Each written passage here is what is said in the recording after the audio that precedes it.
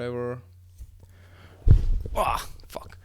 What's up, everybody? You're listening to podcast Under the Shell number 6 with me, Dimitar, and my most honorable co-host and brother, Wyatt Stav.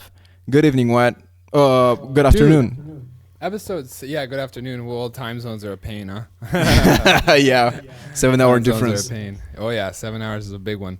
But yeah, I've been telling everybody this is episode 5. I messed up. Last week was 5.1. That's why I had it in my head, because we were gonna do a second half of that. We'll have to talk about that. 5.1 and 5.2 is just I divided the last podcast with Vincent, and because it was too long, it was like 3 hours, and the video was just like 20 gigabytes. So I just divided it into 2 parts. So this is why it's 0.1 and 0.2. Cool. And now it's 6. Now it's episode 6. Welcome to episode 6, man. That's been crazy. I can't believe we're already 6 in. I'm stoked. What are we talking about today? What do you want to cover? Well, I don't have a lot of topics, but what I just thought like 1 hour ago when I was thinking about the podcast is I just want to quickly touch on the topic about creating stuff. I mean, like not only videos, not only YouTube, but like in general.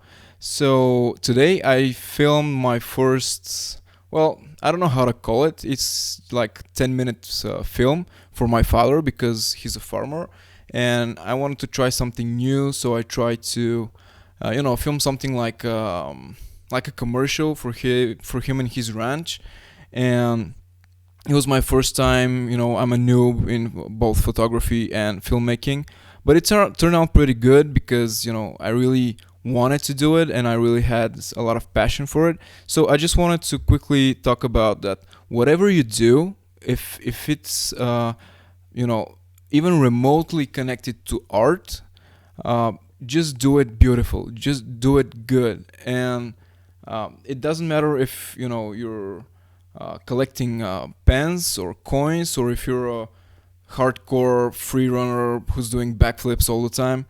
Just whatever you do, make sure to make it beautiful, make sure to make it epic, to stand out. And pretty much try to even combine arts. You don't have to use the conventional arts like photography or music or whatever, painting.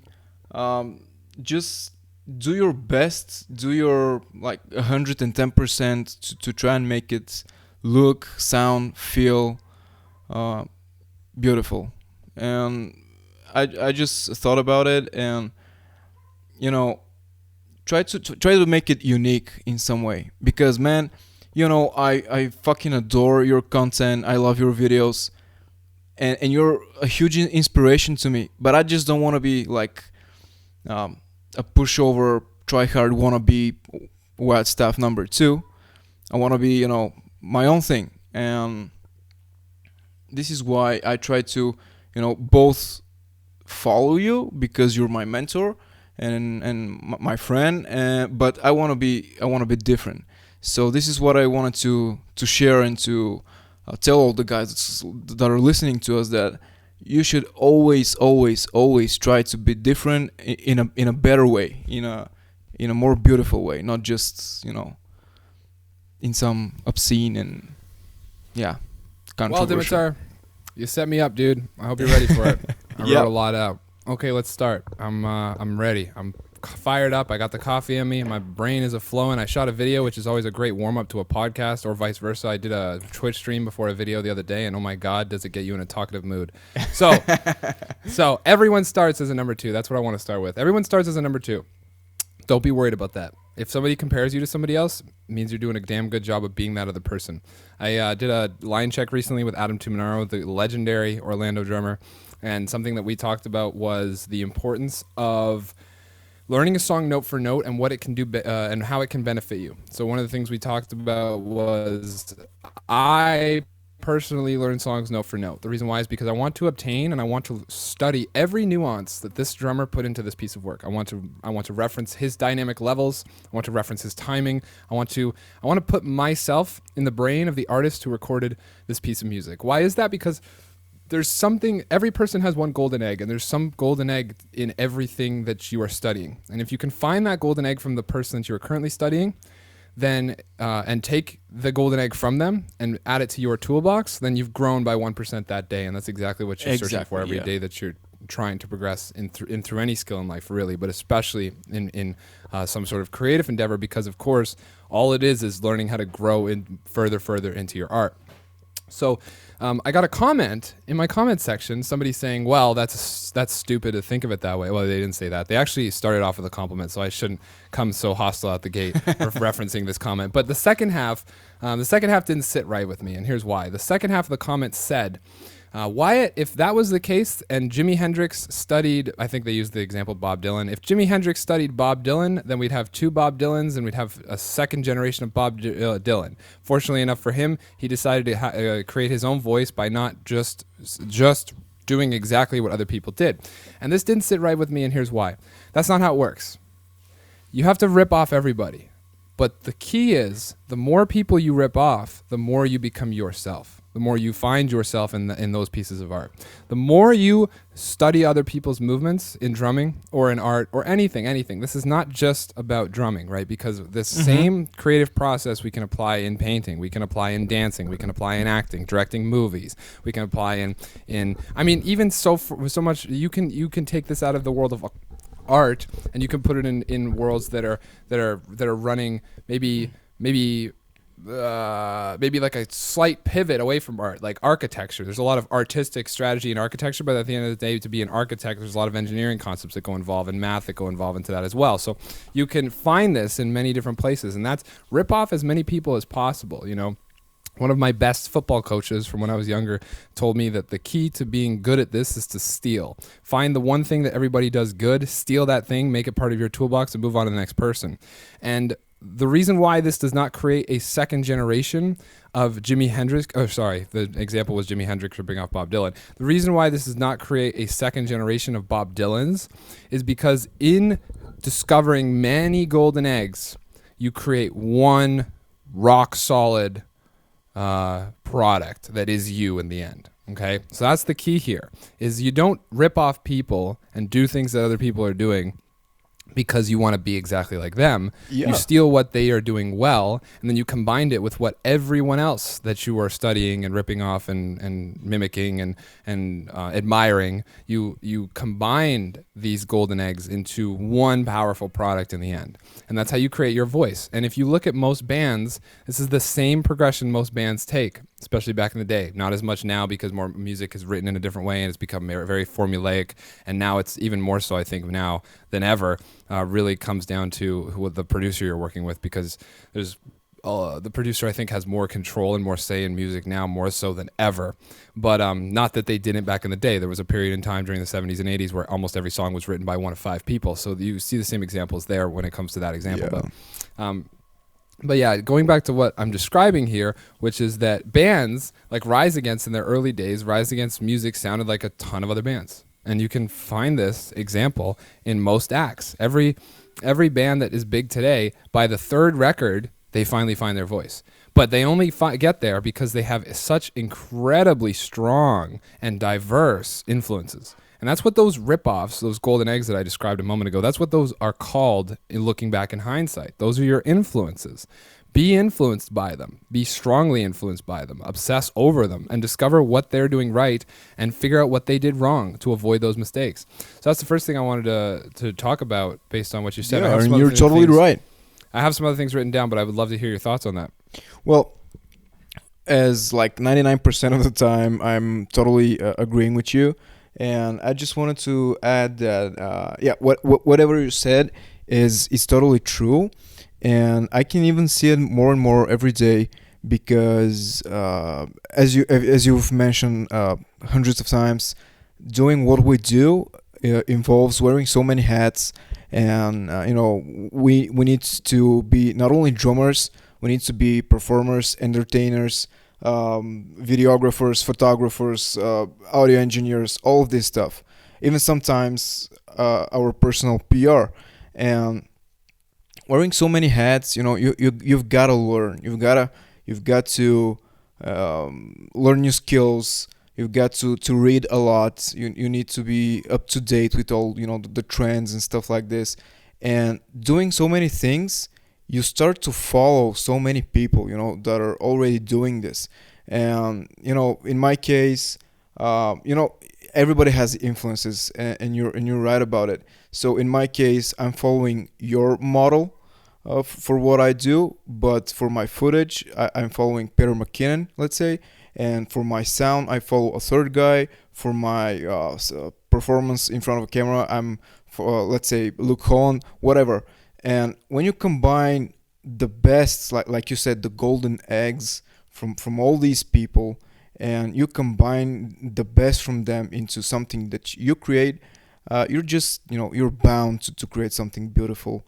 And yeah, pretty much, in order to learn, you need to copy, because when you copy, it's kind of the easy way, because the hard way is to just do it so many times, do it every day until you fail until you get it right. But you can just copy another person, see what you like in what they do, and just try to your best ability to mimic it, to make it the same.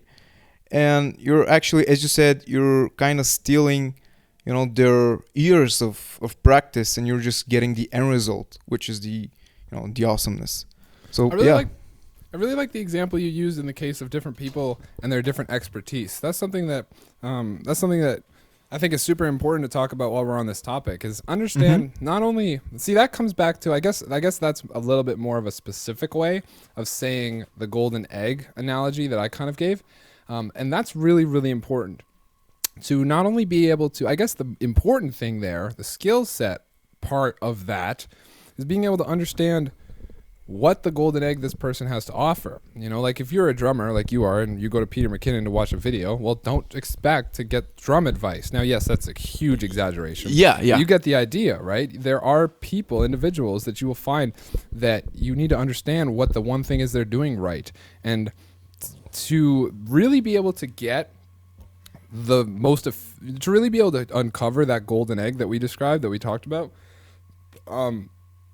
it's important to study a lot of people, right? To study very deeply into a lot of people and obsess over different creators, Absolutely. different YouTube channels, different authors, different whatever the case may be. Because when the more of these golden eggs you uncover, the better you get at discovering what it is that you need to obtain from this next person that you are aspiring to be like. So that's really a great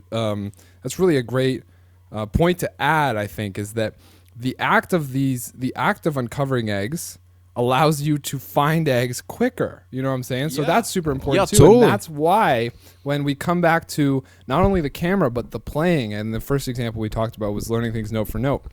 That's why it's so damn important to be able to emulate the people that you have deemed at a level in which you are striving to get to.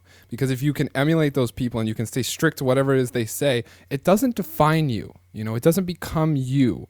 You're still you at the end of the day. But just because you're trying a certain camera technique or a certain skill at the drum set, or even down to, in my life for health and fitness, just because you're trying a certain workout routine or experimenting with a new diet, does not define you as what you will always be. What it is you uncovering a potential good, but maybe a potential bad, and at least you'll know. And you don't know until you try. That's true. That's all, I think, really great. Would you like to speak to that? Well, as for playing note for note, I could add like one positive and one not so positive thing.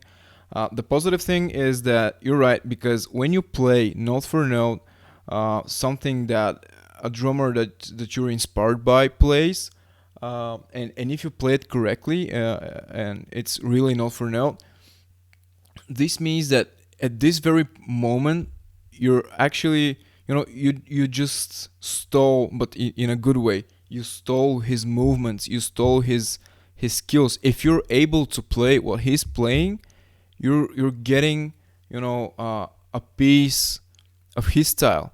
And the more you do this, the more pieces and bits you're going to chomp off different drummers that you like. And you're getting the best of it because you're always trying to emulate the cool stuff, the fills, the fast bass drum or whatever it is that you like, and by stealing bits and pieces from all the people that you're trying to mimic, you're actually building something that's I call a drumming vocabulary. And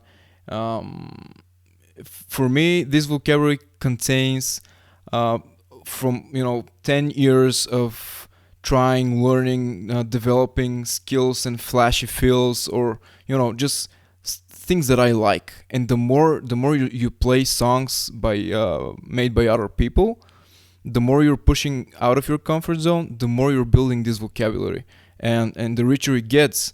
But the not so positive thing is that I have seen like 2 or 3 times with my own eyes guys who are ripping somebody so hard, like they're ripping every movement, every stick trick. It's like you're watching a tribute band. They're copying the famous drummers so good, but somewhere along the lines of that, they just lost their identity, probably because they just didn't build that vocabulary. They just substituted it for that famous person's chops, feels, and so on. So instead of, when you copy somebody, when you play something note for note, instead of building your vocabulary, your drumming skills, if you just straight up substitute it, you're just becoming someone else. And that's very extreme. It doesn't happen so often, but if you get to this, and I'll interrupt real quick, but it does happen. So it does happen. Exactly. It does happen. And in my personal humble opinion, that's not so good, because we're all different, and as you said, at the end of the day, the goal is to stay you, but a bigger, better, faster maybe you. So yeah, use everything you can learn to your advantage, but just don't substitute it for what you are and what you can do. Yeah, and there's a fine line here, and I think the line is recognized through, well, I think that simply by discussing or even listening to this podcast and what we just talked about, just having this in the back of your mind when you go into your practice sessions or whatever it is you're doing creatively will help you to think about what it is that you're learning in a new light. And I think it also requires to be able to take the best of one person and move on to the next. It also requires a certain level of patience and understanding that you're playing the long game, that you're developing something that it will get away from you, and it will take years to do so, but once it compounds, you're going to get to somewhere special with this. So that, I think, is super important. I'd like to move on to a new topic. I just want to make sure that there's nothing else you'd like to add on this. No, I'm fine. Okay, so the next thing I wanted to talk about was kind of it's kind of a little bit of a throwback to the last episode in which we talked about camera equipment and everything, and it got me thinking a lot. I walked away from that episode, and something that I want to talk about is not so specific. But last episode inspired me to talk about is the in-demand of video right now. So I'm in this crazy place where I went and I had to, like you said earlier, I had to wear all these hats, right? In order to figure out how to capture my content. Yeah, in order to figure out how to capture my playing, my lessons, my personality, Lindsay's personality, all these things, and post them online in a way that people can so readily consume them consistently there on YouTube. I had to figure out how to be a film videographer. I had to figure out how to be a photographer. I had to figure out how to be an audio engineer. I had to figure out how to be a really great musician. I had to figure out how to be an anchorman so I could speak coherently and be on camera and have a personality that people want to tune in to check out. And in figuring out all these different skills, they are all in many ways rewarding me in other areas. An example with the last thing that I spoke about, the fact that I can talk on camera now means that now I can stream on Twitch, which is one of the things that I just started in my life. And that is a parallel to the videography skill that you just referred to with making a video for your dad. And videography right now, to make this example much more specific and just talk about videography, It's such an important skill. I would encourage anybody listening to this podcast to start right now, today, after they walk away from this, learning how to record themselves on whatever it is. Every single person listening to this podcast, I promise, has a camera worth recording on. It's called your phone. You can pull it out of your pocket and you can download apps. You can read manuals. There is so much depth to manipulating your phone's sensor alone that you can spend the next couple weeks learning how to make drum videos or some kind of reaction video or something, anything you can think of. There's so much benefit to being able to take your phone and make something and format it into a professional product. Now, the reason why I suggest this, and I'm so grateful, I'm so happy that I took the time to figure this out to the point in which I do. I mean, I only recently, like 2 days ago, took the time to actually sit down and read about what ISO actually is, despite the fact that I've been manipulating it, right? Yeah. So I don't really have a ton of depth, but I can get the job done enough so that people can watch my YouTube videos. And that's all you really need in today's day and age to be a very in-demand individual. Now that we have COVID in our lives, video and photography and all the things that we talked about, all these hats, they are so unbelievably important. There is demand in every industry for video right now because it does not matter what the industry is. It's safer to show somebody a video than it is for them to be there in person. And that's just the way it's going to be in this new world that we're living in.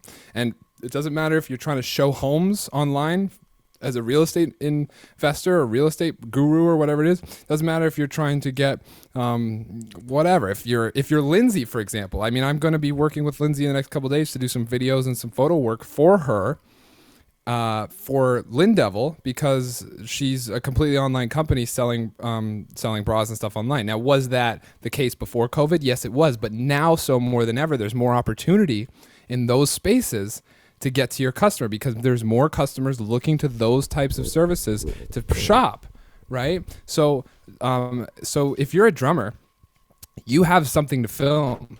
You should be thrilled beyond belief because now you can learn how to film. And if you can learn how to film and then alongside that, eventually maybe even pick up some editing skills, well, you are in a fantastic place to get work done for any future project that you have, whether it be your own endeavors, whether it be a friend or family member's endeavors like you've described, or even maybe you can even take it to the point where you do some side work as a videographer at some kind of event or something. Not that there's public events happening, but I know people who recently just got started with film themselves, and the only of public events that are happening currently are along the lines of protests, but they've been getting a ton of great material from documenting these protests. So there is so much opportunity right now for anybody with a cell phone to start learning how to make video, whether it be whatever it is they're taking video of, and especially for anybody listening to this who has a drum set at home, because I can promise you right away you have one of the most interesting things to record, film, and capture and reproduce for people to watch. You aren't just a person. You're not making a vlog of you in your backyard with your pool. You are literally sitting down on an instrument and doing something that most people cannot do, but a lot of people really enjoy watching. So that's a really cool skill to have and really important going into this new age. And I'd love to hear your opinion on it. Yeah, well, I just wanted to expand a little bit more on what you said. You're right, but I would say even if you're not a drummer, because yesterday, right before we had a session, me and you, I was talking to Matthias like really briefly. I think he's listening to us right now. What's up, Matthias? So I was telling him, because he told me that he's trying to figure out what to do and stuff like that. And I was like, why don't you start a channel or just any online video presence? And because, Matthias is like an encyclopedia about bands, about songs, about artists. And if he can make himself talk in front of a camera and, he gets a good light, a good angle, stuff like this, he can blow up so fucking fast because this guy knows a lot of shit and he has so much knowledge about music in general.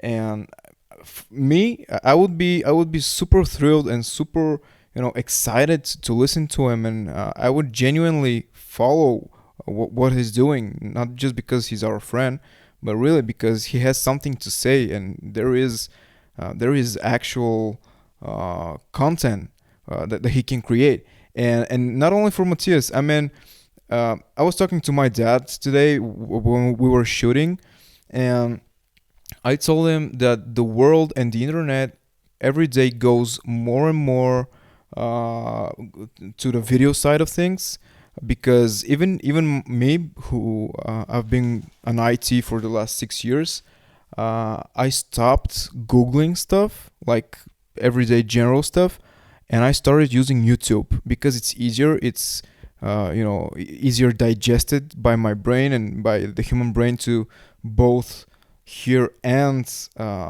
see what's going on.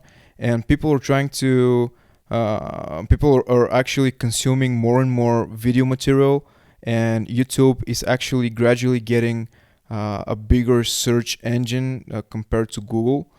So whatever you do, doesn't matter if you're a drummer, doesn't matter if you're knitting, if you're a really good hole digger, I don't care. Like, just get your ass out there and start doing content, because somewhere I read that YouTube is a dying platform, or something like this. It's not. It's the highest it's ever been, and it's still going up. And there is so much demand right now, and there is going to be even more demand in the future for content. So I just wanted to give a quick example. When I started doing reactions, I was really reluctant, because I have played in front of a camera for a whole year, and that's fine with me. But I was a little, shy to talk in front of a camera, because for me it was a whole different experience. But some videos later, I really enjoy it, and I'm like, okay, now that I'm fine and I actually like to talk in front of a camera, and it seems I'm good at it, I can do so much. I can do whatever the fuck I want, because I got that skill to a certain level, talking in front of a camera. So from now on, my possibilities for content are just endless. And this is with everybody. If you're able to make yourself talk in front of a camera, or show something, or play something, doesn't matter, and you do it consistently, and as I said in the beginning of the podcast, if you do it beautifully with passion, and you're trying your best, you are going to make it. And there is no excuse, as you rightfully mentioned. Even if you don't have all the gear, you don't have mics, you don't have a camera or whatever, you have a phone. In 2020, you have a smartphone. So there is no excuse whatsoever for you not to start. An iPhone or an Android, whatever, is a very good start. My very first video was filmed with an old iPhone. It was 720p. It was horrible, but it was a start. And it could be a start for you as well. So, yeah, don't hesitate. Yeah, man, a lot of great points there. I feel a little bad for Matthias. He's hella on the spot now. Sorry, Matthias. He's listening live to this, like, oh, I better get my shit together. Dimitar's coming at me in a podcast. Yeah. Okay, cool, man. So what should we cover next? I guess there's a lot of really great points brought up in that, and I think I think anything I would say to it at this point is really just repeating what's already been said. So I'd be down to move on. All right. So Anthony asked, "What's your favorite type of genre to drum to?" I think we should definitely talk about this. So not only do the two of us both have favorite genres, but I think that there's three things we can unpack. The first is, what's your favorite genre to drum to? Because that's probably different than what is your best genre to drum to, right? Because those are separate things, and that there's a very important difference there, right? There's definitely a gap. And then the last thing is, what's a genre that you wish you could play that you regularly listen to? Because that's a big one for me. Because there's many genres that I regularly listen to that when I step into myself, I cannot play. Because I am not from that world, and it's not my forte. Now, could I get there? Yes, of course. And am I trying to? Absolutely. But at the moment, on a professional level, there's only one area that I think my skill set is well-rounded enough to be able to step into any situation in that genre and have no problem giving you a 110% product. So let's start with you, if you want to just answer the question. Yeah, sure. All right, so what was the first one? What's my favorite genre to drum in? Yes. Yeah. Okay, so as you said, there is certainly a gap. What's my favorite genre to drum and where I'm best at? Well, maybe my favorite.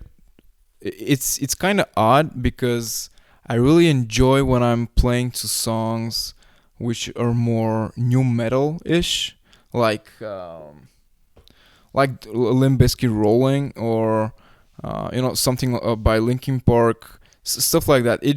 I really like the groove and the beats and the music because it's both moving, it's aggressive to a certain point, but I don't know, it just connects with me on a whole different level. And whenever I'm playing songs in that genre, I get super emotional, and I get my drumming is just, I start flipping sticks, I start hitting hard, and it's the most how do you call it? It's the prettiest of my playing when I'm playing this. However, because it could be kind of boring outside of that, because the beats are not so complicated, and there are no big fills and stuff like this. So probably what I think I'm good at is just good old general metalcore, like Asking Alexandria, old stuff, and Motionless in White, stuff like this. And I do enjoy it. Like my metalcore is so far one of the best genres for me. Like I really love it. But it's a whole another thing when I'm playing new metal and groove metal and stuff like this. And yeah, as you said, what was the second question? It was about stuff Well, that there I. was just there was three parts I wanted to unpack. What is your favorite to drum to? What genre are you best at? Because they might not be the same. And then the last one is what genre do you listen to most, and you wish you? Oh, yeah. Maybe not wish, but what genre do you listen to the most, despite what you actually drum to? Yeah, well, I don't know if it's a professional thing, but lately I'm listening to general metalcore, which I said is my best genre, less and less. Maybe that's because I'm listening to so much music of this genre because I'm gonna play it, and I'm choosing my next cover and stuff like this. Right now, I'm actually going into two in two opposites. So I'm either listening to some rap or maybe electronic music like dubstep and stuff, or I'm listening to some death metal like Shadow of Intent and stuff like this. So to answer the third point, it's maybe I want to both get faster, but not just for the sake of being faster, but because I want to be able to play along awesome songs like Shadow of Intent, like Slaughter to Prevail. And on the other side, I want to get better at like gospel chops and like Eric Moore and stuff like this. So yeah, maybe I just covered too much with this answer, but yeah. No, that's What about really you? cool. I'll take it. I'll take it from here for a sec. So my favorite genre to drum to, is honestly probably like hip hop and rap. It's yeah, that's definitely my favorite. Am I good at it? No, I'm terrible. Do I wish I was better at it? Yeah, 100%. But yeah, I think that's my favorite just because of like how much pocket and groove. See, the thing about it too is like if I'm not learning a track, like when you step into metalcore and the stuff that you referenced, a lot of it, especially the newer stuff, you can't just drum over. You have to sit down and stop yourself and go, okay, well, what's actually going on here? Yeah, Because there's some math to be done. yeah, exactly. This doesn't sound good if I don't take a second to break down at least the basic snare placement and some of the kick patterns, right? Yeah. So yeah. unless you've jammed a song like hundreds of times, and by jam I don't mean play over, I mean just listen to on repeat. Odds are in the metal genre that you're gonna have a tough time just playing, right? But when it comes to hip hop and rap and genres with more pocket and more constant grooves, because that's the big variation is the just drum set inside of metalcore and in the subgenres that you and I spend most of our time in. Those drum sets become another instrument. Like it's very much so a pitched instrument. It just kind of fits the same role as another pitched instrument. I think a big part of the reason why that is because the pitched instruments are barely pitched in those genres to begin with. They're drop tuned so low, and they become more of percussive instruments, especially just the way chug patterns work in metal.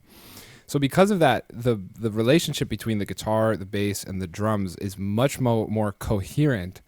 Is much more similar. The parts are almost the same parts. Like you basically are playing the guitar part on the drums in most metalcore songs because of the way the kick patterns work when you're chugging to a verse or into a breakdown or something. I mean, yes, there's leads over top of it, and there's definitely a lot of melody involved, but the relationship between the pattern that is being played out on a bass guitar and the kick pedal is almost 100% in metal, right? And you don't see that in other genres, right? In other genres, like here's an example I always bring up. Metal's the one example where if you were to play a metal song on piano, the right hand and the left hand would be doing the same thing. And if you play traditional music on piano, the left hand is the bass hand and the right hand is the treble clef. And those hands are different in most genres. The left hand usually takes the bass line and the right hand usually takes the higher pitch, the melodic lines. And they're separate, and that's what creates the piece of music. And you see that in most genres except for metal. Metal's the one place where the bass guitar does exactly what the guitar does exactly what the kick drum does, and it's all just one wall of organized rhythm is what it becomes, right? So in metal, you can't just jump into a song and know what to play. But when it comes to rap and hip hop and other genres that have more constant grooves, there's a lot of room for a lot of fun stuff because the structure is simpler and much more predictable. Once you listen to a bar repeat, you know where the snare is going to land. You know roughly what the hi-hat pattern is doing, and you especially can pick out where that kick is, because the kick and snare right away in any rap song, that's the first thing you can get if you're critically listening to it. 100% right. So for those genres, because of that, what's my favorite to play to? Probably that, because musically it's so much more fun, and it's so much more creative. I mean, there's a reason why all these guys get up on YouTube and they do these like rap hip hop remixes. They try and find rap songs that are moving enough that they can change up the patterns and add some cool fills, but not moving so much as to make it difficult to improvise over, And that's why these guys do it, and it's so much fun, and I agree with that. So that's my favorite genre to actually play over. Is like I love putting on Eminem and just jamming for a couple hours. It's so much fun, You know the tempo once you know the tempo, and then you can just play around and you can try and accent his words if you know the song, and if you don't know the song, then you can just kind of listen to the rap over top of whatever grooves you're laying down, and then every 4 to 8 bars you put in a fill, and it works every single time, right? So that's cool. Yeah. And then what's my best genre to play? My best genre to play, I would honestly say, is punk rock. And most of my playing experience has been that style of music. My professional playing experience has been pop and punk rock, despite the fact that I'm known as a metal drummer. Because when I got into metal, it didn't pay. That was the big thing. There wasn't much money, but I got opportunities. I got opportunity with a girl who had a 28 song set with a drum solo intermission in the center of the set that was 8 minutes long. And that I went out and toured. And at the time I was 18 years old, and it paid $100 a gig. And if we had 3 shows in a row, that was $300 for 3 days work. So when you're working minimum wage and you're 18 years old and you see that kind of money, that was pretty insane for me. And the style that I was playing with her was more pop, and pop to me, essentially pop drumming, at least the style that it was back when I was 18, the style that was popular music at the time was basically just slowed down punk, because punk really is just sped up basic pop stuff, like rock, right? So like classic rock beats, if you speed them up, you have every Travis Barker lick. Yeah, pretty much. Like if you and you look at that. You have an AC/DC song on one part, and you just wrote a Blink-182 hit on the other side. So I would say honestly, my best genre to play that I can do well is punk rock. That's probably my. How would I even categorize it? Because I said my favorite was hip hop.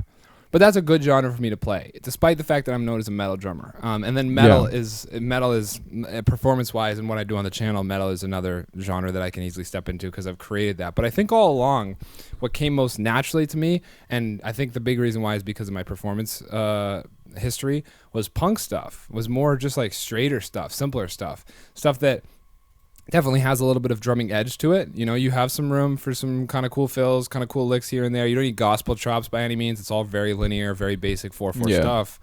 But at the same time is just more punk related, I guess. So yeah, those would be my answers, man. Yeah, great. Actually, we had an awesome question by Ron.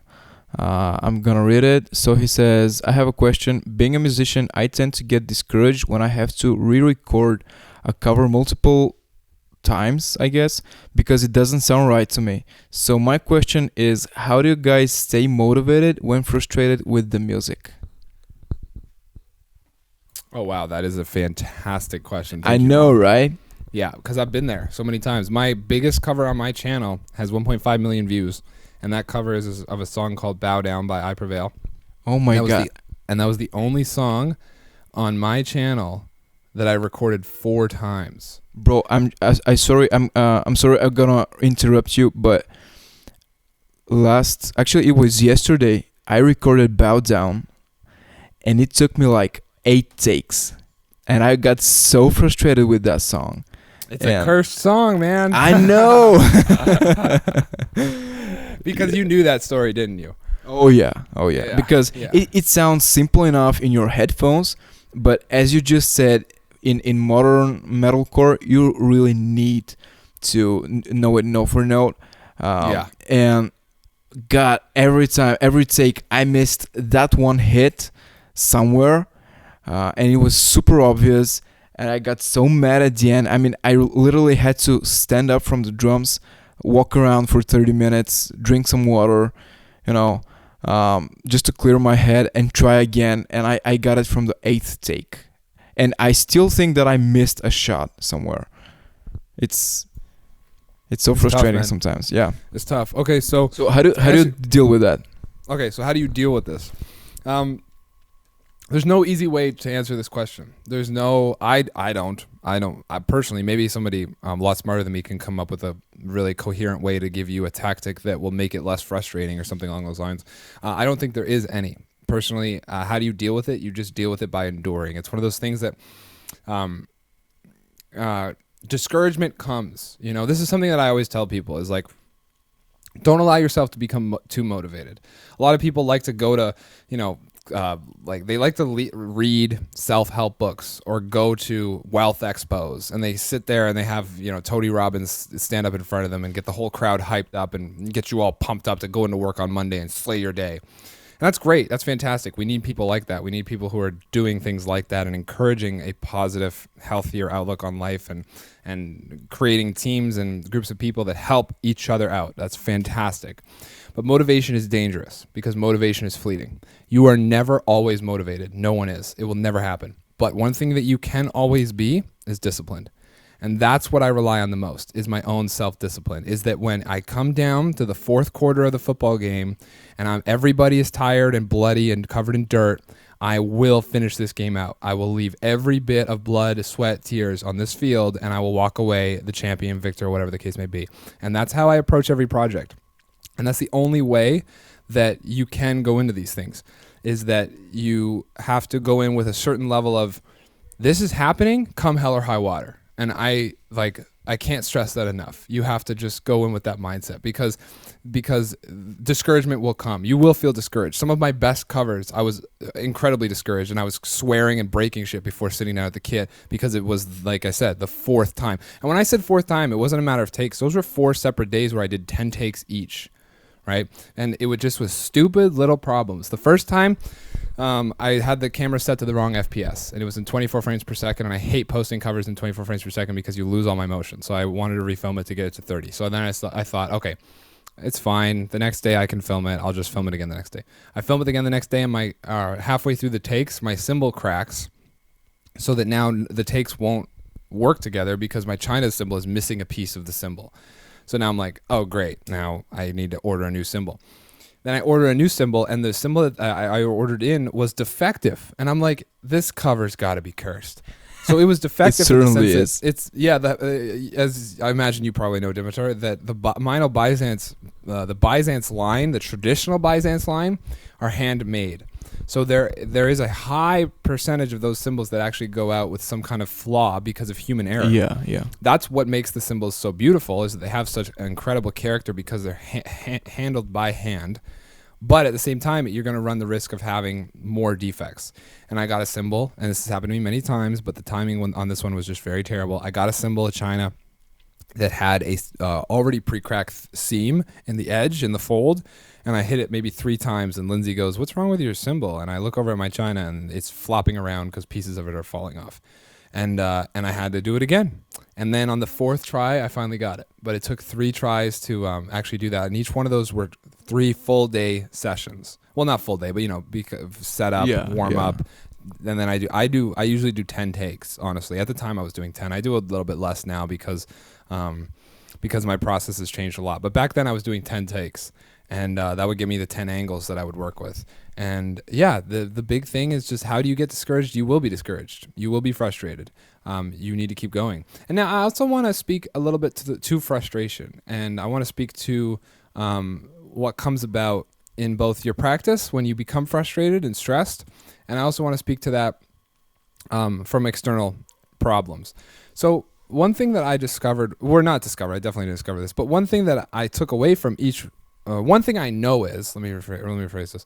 One thing I know is that each one of those failed attempts at recording that video, I learned a very important lesson that carried over to another attempt, and that carried over in other videos. Like the first big one was, check my fucking frame rate when you put a new SD card in the camera. Never made that mistake again. Never made that mistake again. Always shooting the proper frame rate now. So there's those frustrating mistakes despite their immediate negative return, have a lot of positive gain in the long run. Okay. And now to take this into the practice space, you want frustration, you want stress, you want to feel those things, you want to feel pressure, right? There's a very famous, I don't know if it's a quote or analogy, that says something about how you can only create a diamond under extreme pressure. It's the same thing with the drum set. It's the same thing with anything you want to get good at in life. You have to put extreme pressure on yourself. And that extreme pressure will create the drummer that you're trying to get to. You can't do it on your own. You have to put external forces pushing down on you in order for you to get really good at this. And you want to search those things out. You don't want stress to the point in which it's unhealthy, but you want a healthy level of stress at all times. You want to always feel frustrated. If you walk away from a practice session after 3 hours and you're extremely frustrated, but you're disciplined enough to finish the session, then you had a really great day. The reason why is because frustration in practice terms and in project terms, whether you're working on a project and you're frustrated with something, or whether you're working on learning a new lick and you are frustrated with that lick. An example for me was when I was trying to get to 235 BPM on my feet for my Saw's lock cover. That was hell on earth, and I went through extreme frustration for 2 months. But that frustration is the same thing as feeling sore the day after you lifted weights at the gym. If you wake up and you have a ton of pain in your chest because the day before you put a ton of weight on the bench press, then you know that you're going to get some returns from this. If you're a serious lifter, if anybody's a serious athlete in here or listening to this, and you go to the gym or you go to a practice of some sort, and then the next day you aren't sore, sometimes you're like, damn, I should have done more. And you get frustrated with yourself. That's how you need to think about your practice regime at the kit. It's the same thing. If you're failing and you're becoming frustrated, you're not motivated, that means that you're putting in enough work. That means that you've left it all in the field, and the next day you're going to be sore, and that means that you're going to grow from this. And the cognitive frustration, those feelings is just your brain's way of saying, we are really sore right now. You've been really working us hard. Good job. That's all it is. And you can't let it color your emotions. You can't let it color your thoughts. You can't leave the kit. You have to rely on, not motivation, you have to rely on the self-discipline to get you through it despite the frustration, because the frustration is not only required, but it's what you should be seeking out. So it's so important to make sure that at all times, with all things that you're looking to do to better yourself, that you are pushing to the point of failure, which in our term right now is frustration, right? If you want to get your bench press up, you push to the point where you have to get your buddy to lift the bar off your chest. If you want to get your drumming up, you push to the point where you're so frustrated, you swear you could burn the house down, you don't give a shit, you want to kill somebody, you're so frustrated. Now, not literally, of course, but you are emotionally at that point. And then identify that you're at that point, understand the reason why, and be fucking happy that you made it that far. Because that's an achievement for the day. And now tomorrow, it's going to get a little bit easier. And then the next day after, it's going to get a little bit easier so long as you keep practicing with that mindset, right? Everything is difficult until it's not, so long as you keep practicing with the same level of self-discipline you have when you step into it. I hope that answers the question.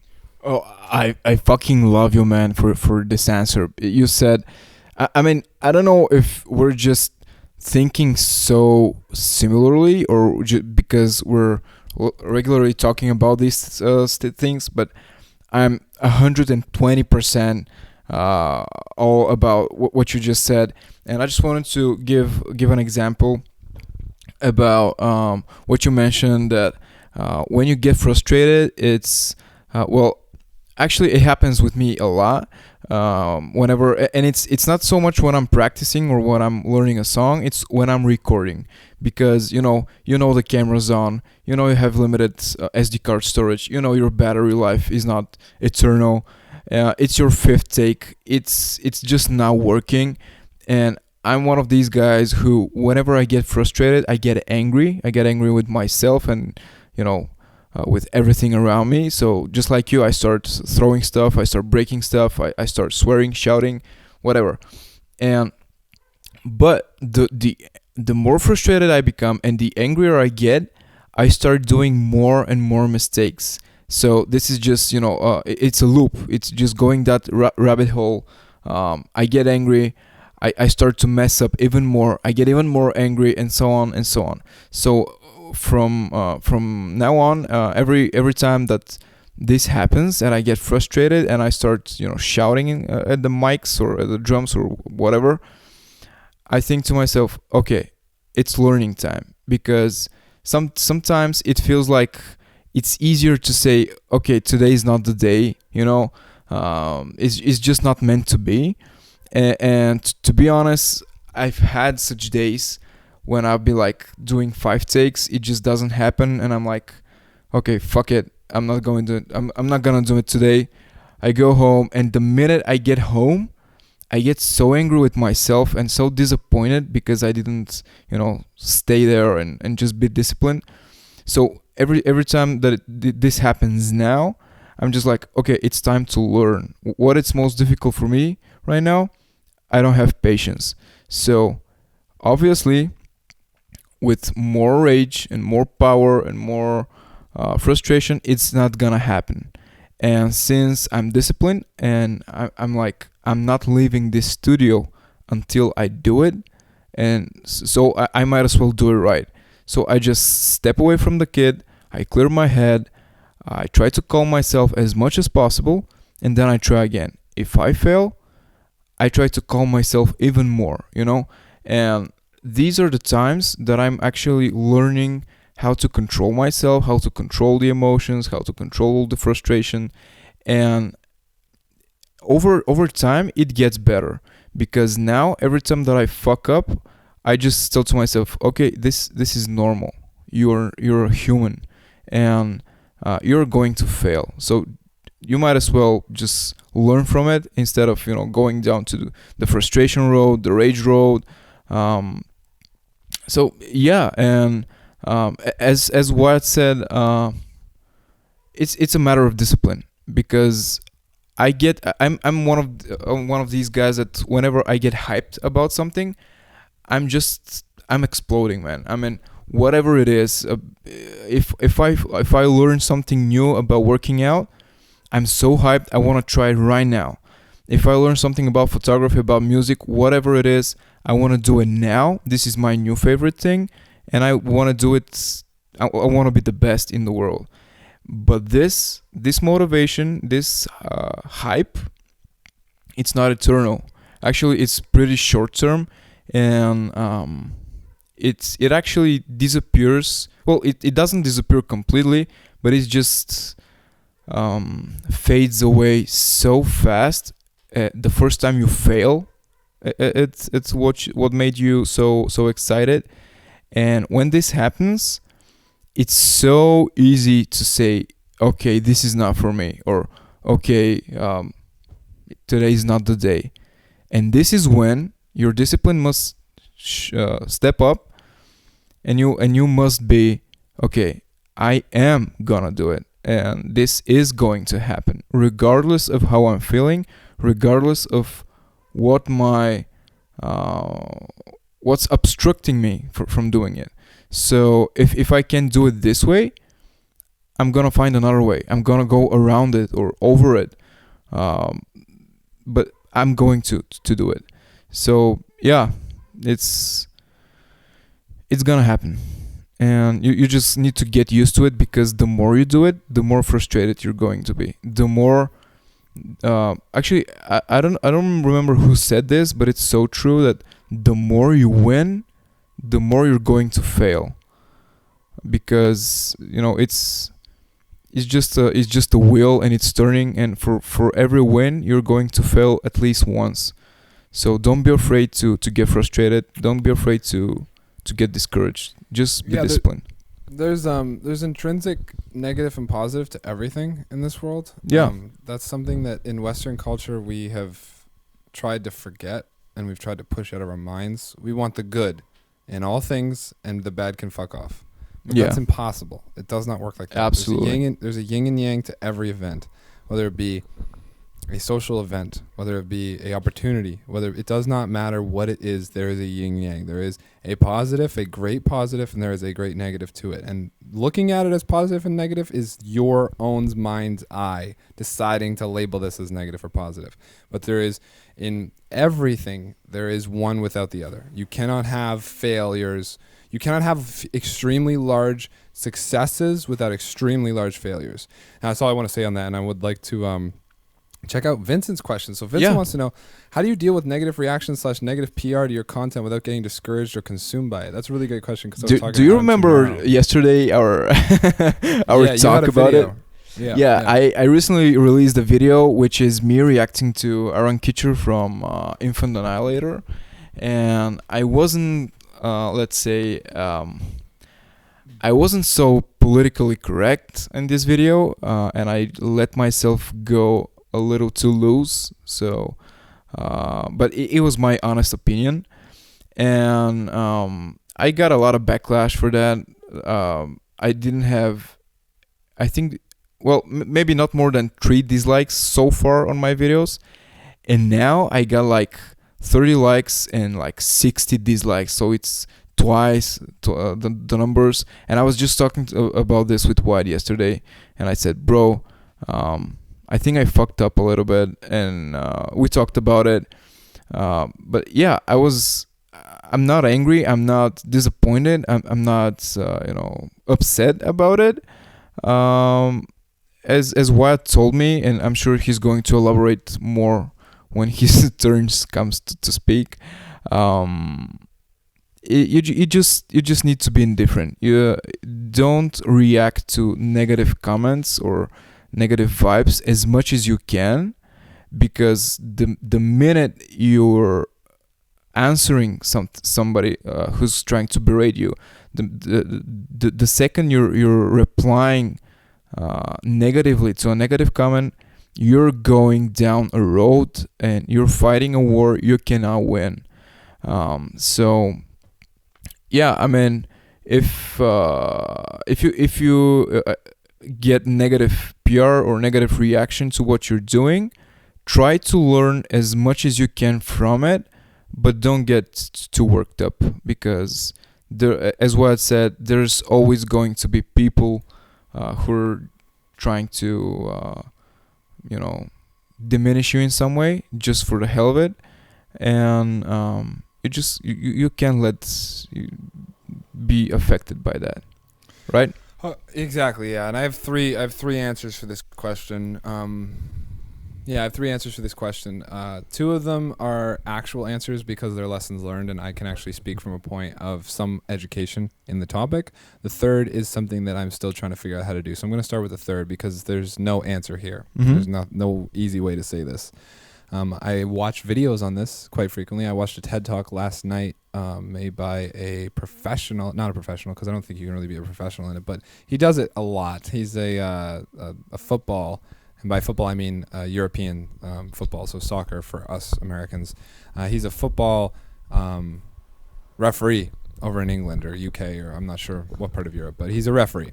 And he did a TED Talk on how not to be offended, which is great for a referee, because there's one thing a referee can know going into every game: no matter what they do, it will be wrong in the eyes of somebody.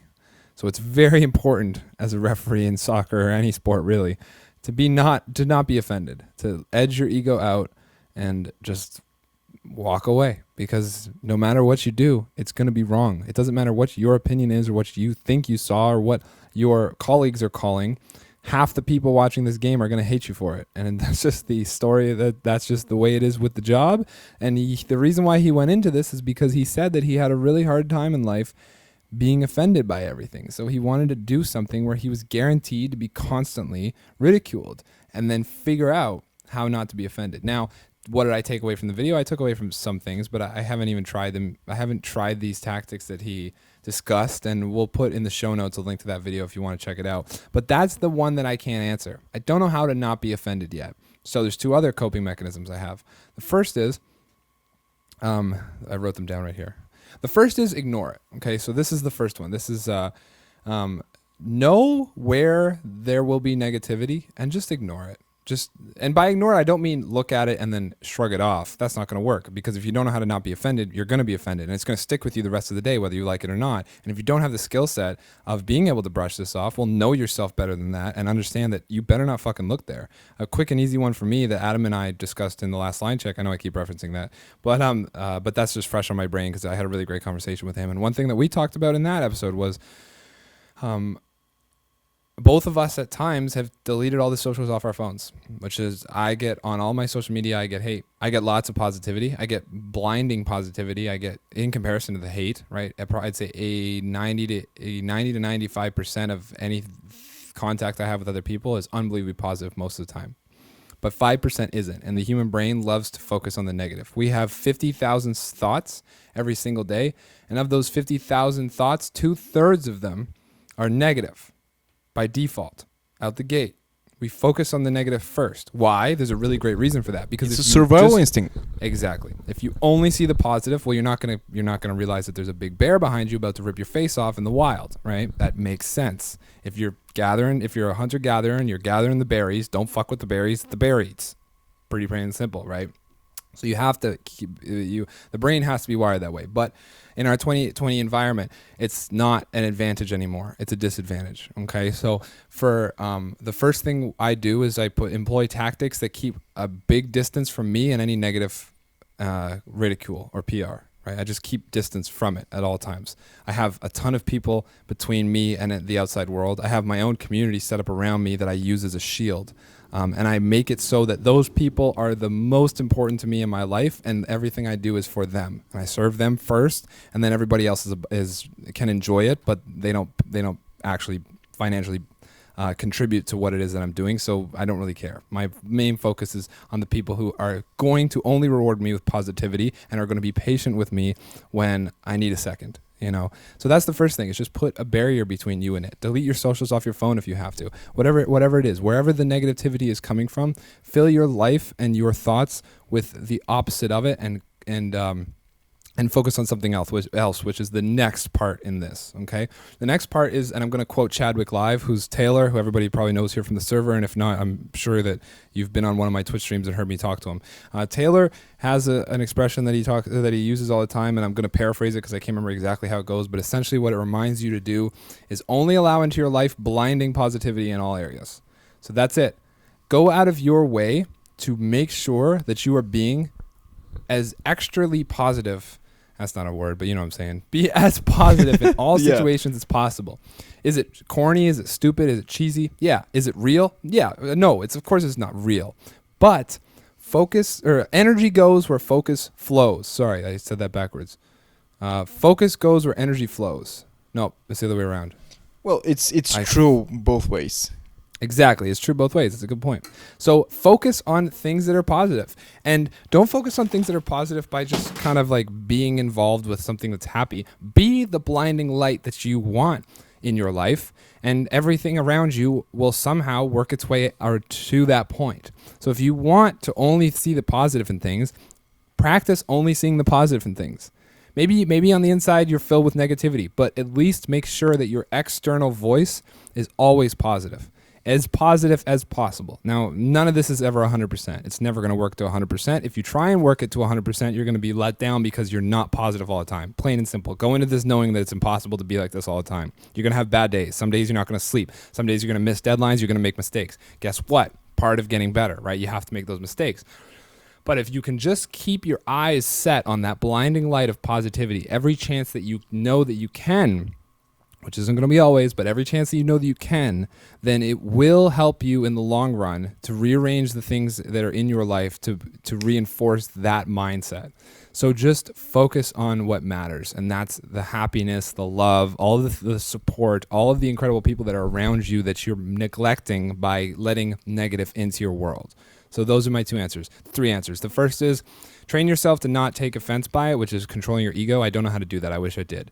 But if you can find reading materials or the video that I will link in the show notes of this episode, if you can find those things and they help you, then good. Strive towards that. That's what I'm working on, and I encourage you all to work on it with me. Second is ignore it. Make sure that there are barriers between you and those things that are bringing negative influence in your life. Just get rid of them. You don't need them. You don't need Facebook installed on your phone, I promise you. I haven't had a phone for the last 5 years, and I'm just plenty fine without it. Focus on something else. And that's the biggest thing, is put the things that you really care about right in front of you, stare at them, keep them there, and be a positive ray of light in every area of your life and all the people in your life. And then everything around you will in turn reward you with more positivity. So those are my three answers for that. Bro, your answers are so structured. I mean, I know, it's because of the YouTube videos. I need to step up my game so much in terms of talking. It's two things. So while you're answering a question, I'm muted writing down my answers. So that's the thing. Because once I put it on paper, then I can actually, because I'm reading them off of the screen. I'm not I'm not that pro. I couldn't off the cuff all this. And the other thing is I've written enough scripts for my YouTube videos that I can easily kind of off the cuff something and put it together into something that I can convince people of really quick, right? Because that's the key with YouTube. It's just making sure you can convince your audience of whatever it is if you need to. Convince everybody you're just a smart ass. Exactly. That's right. Yeah. So fake it till you make it, baby. Yeah. So risking to turn this podcast into a TED Talk, I just want to really super quickly add to what you said on your third answer about the good, because I mean you just inspired me to say it. So whenever, it doesn't matter if you're frustrated because of the drums or you're just feeling under the weather in general. Sometimes and actually lately because and this will blend into the next question. So lately, because I'm feeling burnout pretty quickly and it's getting more frequent. So but in general, when I feel down, when I feel depressed, when I feel blue in some way, which is happening quite a lot lately, try doing this. Try to do something good. Whenever you feel bad, whenever you feel down or discouraged or frustrated or sad or lonely, whatever it is, just try to do something good. If not for yourself, do something good for something or for somebody else. When I feel down, I just try to give my because if you don't know, guys, I have a bunny as a pet, and I love him so much. So whenever I feel down, I just try to give that bunny the best day he ever had. Or I just call your mom, call your dad, make somebody smile, do something kind, and I promise you won't feel bad for long, because as Wyatt said, energy goes where focus goes. So whenever you focus on something good and doing good for others, it will come around, and it will come around quicker than you think. So our next question is, how do you deal with burnout? And actually we talked about this too yesterday. Was it yesterday? Yeah, it was yesterday. It was. Yes, it was, yeah. So I'm not so competent about it, but I'm gonna share what I learned from Wyatt and what I discovered for myself from experience. And burnout actually happens to me quite a lot. And some months and years ago, I thought of something really bad, something really horrible that can happen. You read all the the news, like 20% of in my case Europe's population is burning out, and psychologists are writing these articles about how to avoid burnout at all costs and what to do if this excruciatingly bad thing happens to you. And what is a burnout? Burnout is basically, as me and Wyatt we're talking about it, is just your brain being sore. Like your muscles get sore from too much working out. It's just your brain being sore. Your brain is trying to tell you, dude, this is too much. I need a rest. It's nothing more. And if you really take it that way, if you take it as just a sign to take a little break, or to look things from another perspective, or just to try working smarter, not harder, it's actually not a big deal. And whenever it happens that I get burned out, I just take a day off, like a day off from everything. Whenever I feel bad, it's either physically or mentally or both, because I have these days where I'm burned out 100% physically and mentally. I just take a day off. I don't work out this day. I eat whatever the fuck I want. I grab my the book that I want to read, and I just lay in bed all day. I know this sounds so like such a bad advice, because we were talking, for more than an hour about how you must do, how you must act, how you must, be disciplined. But every now and then, and it happens like once a month for me, I just take one day, not more, one day where I do all the pleasurable things that I could think of. I drink beer, I play games, whatever it is, whatever I'm whatever I stop myself from doing, so it doesn't distract me from what is really important for me. But this is like my cheat day about everything, and it actually helps. And the next day, it actually has two effects. First, you rest. You rest your mind. You rest your body. You eat a lot of carbs, a lot of tasty stuff, and you feel good for the day. And the second effect is that doing this, having a day off, at least I feel so guilty the day after that I'm super motivated to make up for it.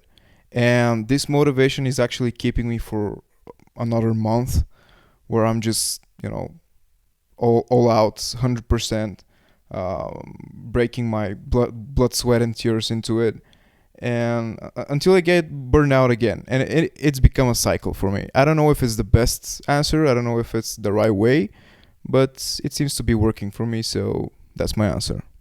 What about you? Yeah, my life is, you summed up a lot. I'm just going to, before I give the answer, I'm going to say that I think we're coming to the end here. We've got 10 minutes before we're at an hour and a half on this episode. Okay. And I don't think there's too many more questions left. So I think this is a really good question just to end on, and we'll call it, okay? Yep.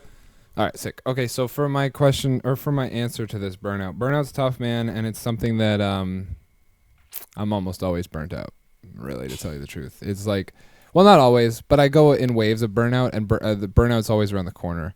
The thing about burnout is everyone's going to experience it. It's kind of goes back to the whole stress thing I was talking about earlier. Burnout is the long-term effect of really healthy weightlifting for the brain, is what it is, right? Not even healthy weightlifting, just weightlifting for the brain. It might not even be healthy what you do to it. I mean, I've been burnt out in cases where it's because I went a month with only getting 4 hours of sleep a night because I was waking up at 2 a.m. to drum before I went to my 8-hour job every day. And And it happens. Every single person who's high functioning in this world and every single person who's working towards some goal or success will experience extreme burnout. They have to. It's intrinsic to the system. It's intrinsic to success. Get used to it kind of thing. So that's the first thing, is just get used to it. Just understand that it's around the corner. Understand your signs and symptoms of it.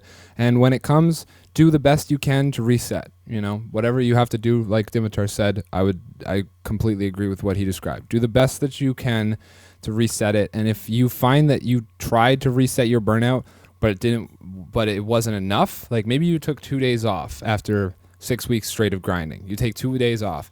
Well, if on the third day you go back and you genuinely are truthful with yourself and you look at you in the mirror and your eyes are still droopy and you still aren't back to sharp and you still aren't invigorated with the project and you still aren't excited about the next video or the next stream or the next concert or the next show or the next performance, whatever it is, then take another day. And if it turns into 2 weeks, then take 2 weeks. Okay? It is what it is. Yeah, discipline is important, but understanding when you are broken to the point of diminishing returns is even more important. And yeah, so that's the real key here, is understanding when you are putting in the hours, but you're getting less than you should out of the results. If you see that, that's called diminishing returns, and it means that you need to take time off because you're probably burnt out. So that's the big one, is being able to identify it. I think the biggest weakness of mine has actually been, for the last 3 or 4 years, has been identifying burnout. The stupidest decisions that I've made, the dumbest mistakes that I've made, have been during times of extreme stress and burnout. Times where I am burning myself because I'm trying to get to something that's within reach and I'm working harder than ever to get it. And I either get it or I don't get it, but it doesn't matter. But I make a dumb mistake on the way, and then that mistake costs me long term. And it was because I didn't take the time to take a couple days off and breathe. And yeah, so right away, how to deal with burnout? Know that you're burnt out. I'd say that's the step one. Okay. Number 2 is expect burnout. I already said that is in step 1, but that's the other thing, is expect burnout, because as a high functioning individual, you have to push yourself out of your comfort zone. And if you're going to push yourself out of your comfort zone, right away you're going to feel frustration. That was the short-term result of mental gains, right? Mental gains. And when I use gains, I mean like literally like in the gym bro sense of gains, you know, getting gains in your returns in your weightlifting. So the short-term is frustration on the brain. Long-term is burnout. And long-term burnout isn't just cognitive. It's physical as well, right? Especially if you're not sleeping, you're not eating enough, which I go through all the time. I forget to sleep and I forget to eat. I'm even doing that right now. Since Twitch has entered my life, that's been a big thing that I keep mentioning, because right now it's a big part of my life. I've gone from working 8-hour days to 16 because I'm doing 8-hour streams, and then I'm still working 8 hours on YouTube. So right now I'm all engulfed and all 100% in it. And I'm burning out for sure. Oh, I lost my train of thought. See? Burnt out. Clearly. Signs and symptoms. There's a sign and symptom right there of knowing that you're burnt out, right? So, but yeah, so having that new exciting thing in your life, like it is for me or whatever, just being able to, oh yes, the sleep. That was what it was. Because this is in my life now, I'm not having cognitive burnout, but I'm having physical burnout, where my body, I'm forgetting to sleep and I'm forgetting to eat because I'm so excited with the results and the return that I'm getting, and I want to keep pushing. You know, the other day I didn't. The other day or 2 days. There was 3 days in a row I went where I had 2 meals and they were very small over the course of 3 days. And then last night I gorged like a hungry bear. It was insane. I just kept eating because it was the first night I took off. So it was the first night in which I allowed myself to feel the hunger from the last 3 days of not eating, but still working out, still spending hours at the kit drumming songs, still spending hours on stream, drinking lots of coffee and caffeine, which burns through your metabolism, all those things. I was doing all those things, but I wasn't feeding my body, and I also wasn't sleeping. So last night I took, this morning I woke up way late, and I took the night off to eat a ton of food. And that was my quick way of being like, all right, I got a little bit of the burnout back. Now let's hit it again. So I kind of feel like I'm going in circles with this response, and I think that after everything you said, I pretty much just summed it up, and I think that's probably answered the question, which is identify that you have burnout. Answer. Yeah, identify that you have burnout. Do something to get out of the burnout. If you aren't back to normal by the time that you need to be, then take more time if you can. Most of us coming up don't have the luxury of taking more time. That's the biggest thing. That's the biggest thing about grinding in the early years, is you're going to be uncomfortable for a long time. I was for 6 years. I was extremely uncomfortable until I got my shit together enough to start generating real income, and then I could relax. But it took 6 years to do that. And of those 6 years, 2 of them were I was waking up at 2 a.m. and 2 of them I was waking up at midnight. So you have to make sacrifices, and burnout will come from those sacrifices. So identify when you have the burnout, rest the best you can. If you can't rest at all, then just push through and be disciplined. And that's pretty much the answer I would leave there. And I think this is a great place to end the episode. Yeah, sure. And it's actually been 80 minutes, so almost hour and a half.